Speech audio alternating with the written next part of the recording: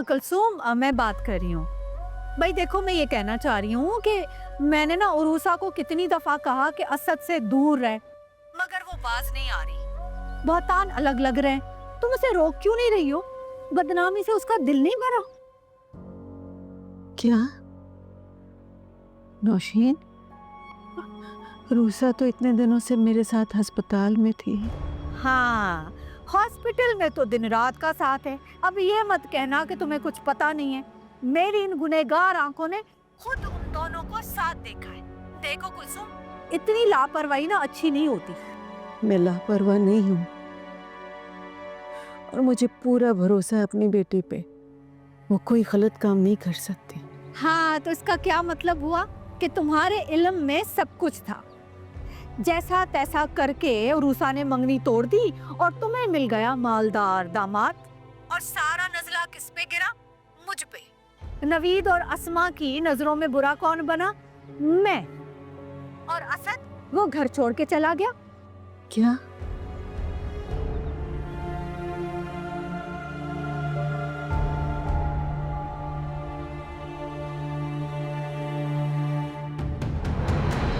मैंने ना उरूसा को कितनी दफा कहा कि असद से दूर रहे, मगर वो बाज नहीं आ रही। बहुतान अलग लग रहे हैं। बदनामी से उसका दिल नहीं भरा।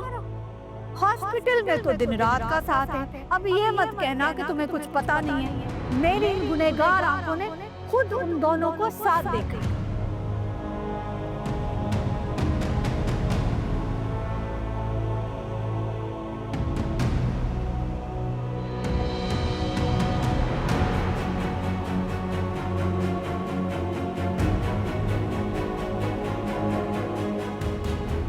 इधर देखो मेरी तरफ। तुमने किससे उधार लिया? अम्मी, जिससे भी उधार लिए हैं मैं उन्हें वापस कर दूंगी इंशाल्लाह।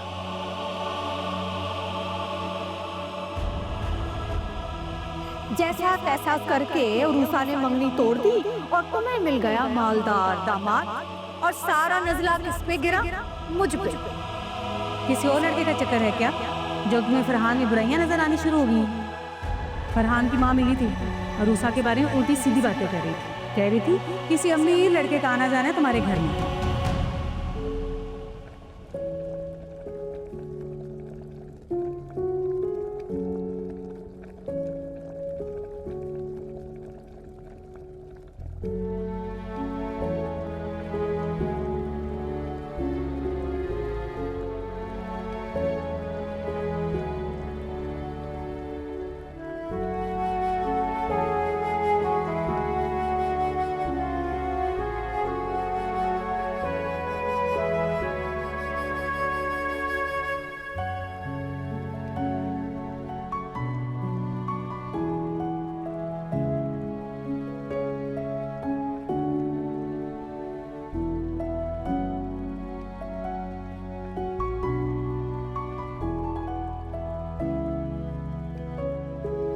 अम्मी, आप अभी तक सो रही हैं? उठ जाए, 10 बज गए। नाश्ता बन गया आपका। अम्मी, 10 बज गए हैं, दवाई भी लेट हो जाएगी। उठ जाए, चले। अम्मी, अम्मी, अम्मी, आप उठ क्यों नहीं रही हैं? अम्मी, मेरी आवाज आ रही है आपको? आंखें खोलें। अम्मी,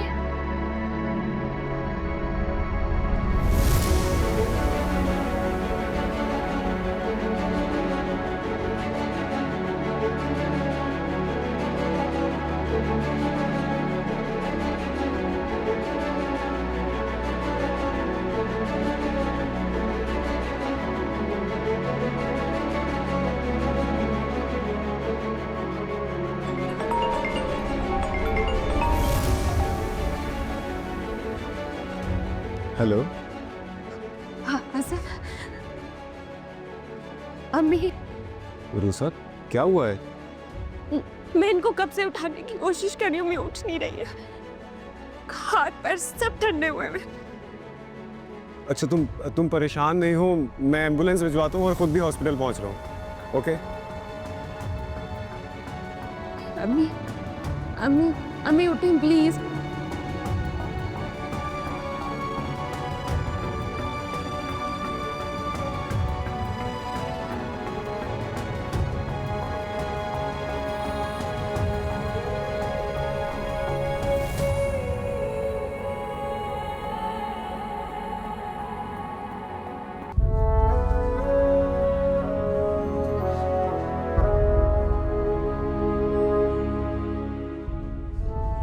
रूसा,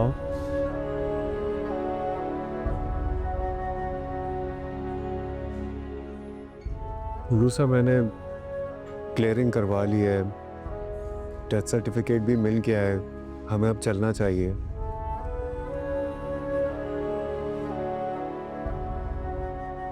रूसा, एम्बुलेंस हमारा वेट कर रही है।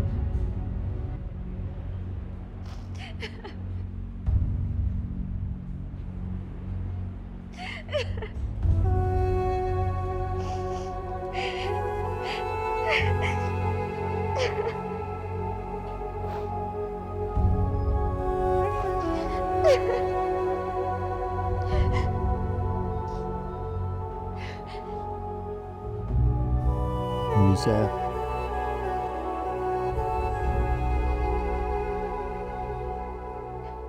मैं समझ सकता हूँ कि आपका दुख बहुत बड़ा है, बट रूसा you have to be brave. सब्र करना होगा आपको, हिम्मत करनी होगी।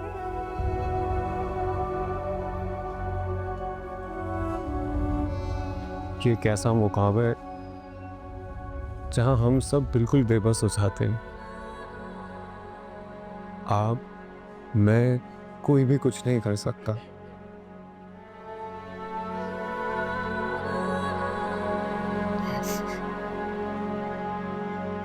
अच्छा, आप प्लीज रोए तो।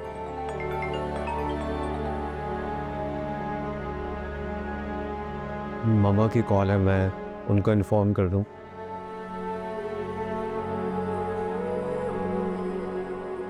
असद बेटा, कहाँ हो तुम?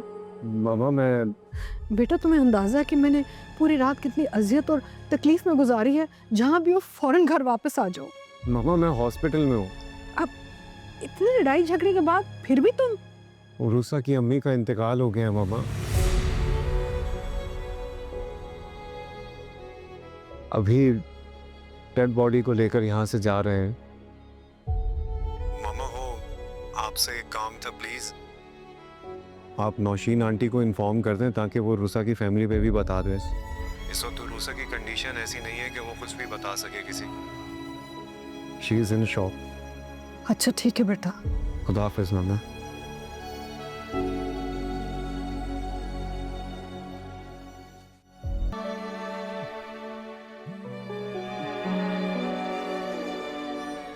हेलो।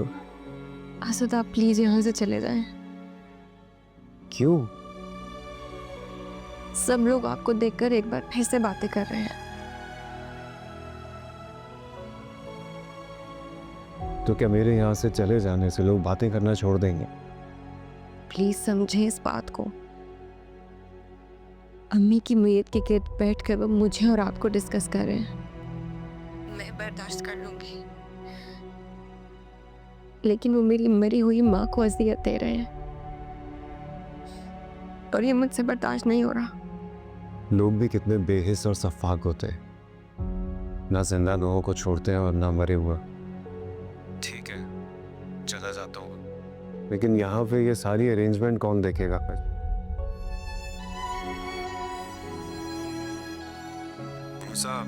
अहमद आ गया है। तुम्हें किसी भी चीज़ की ज़रूरत हो तो अहमद को बता देना, वरना मुझसे रब्ता कर सकती हो तुम। ठीक है, मैं बाद में बात करता हूँ। ये सारी अरेंजमेंट तुमने अब संभालनी होगी, मैं चाह रहा हूँ। कोई टेंशन वाली बात नहीं, अब जो मैं देख लेता हूँ। ठीक है।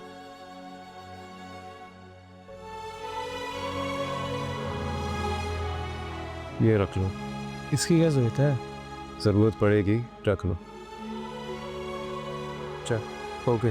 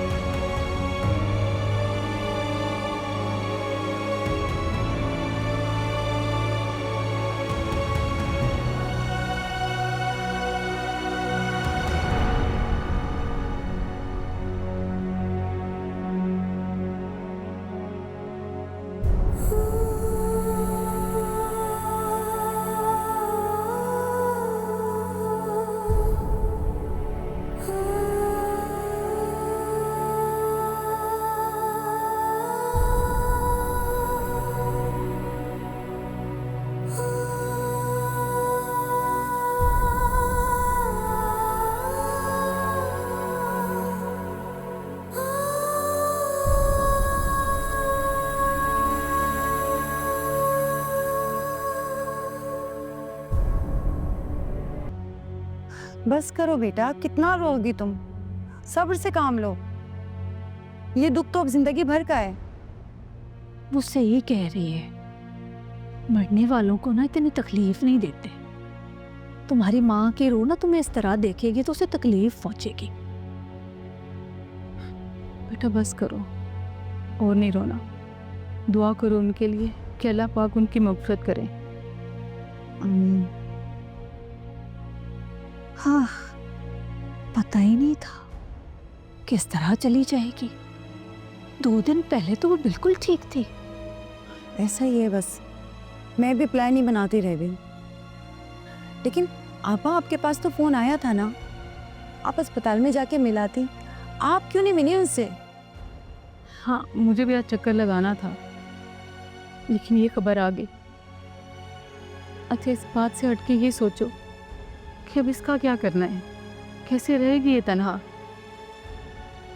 अभी 4-5 दिन तो मैं हूँ इसके साथ, उसके बाद आप ऐसा करें ना, इसे अपने साथ घर ले जाएं। मैं? हाँ, मुझे तो कोई एतराज़ नहीं है इसे साथ ले जाने में, लेकिन कुलसुम आपा बता के गई थी कि इसने पढ़ाई स्टार्ट कर दी है दोबारा से। तुम तो जानती हो मेरी बहुओं के 700 मसाइल हैं। इन हालात में मैं पता नहीं वहाँ कैसे रह रही हूँ, इसको कैसे रखूँगी। तो मेरे साथ चलेगा हैं? मेरे लिए तो ये बिल्कुल सजल की तरह है। अम्मी क्या हो गया आपको?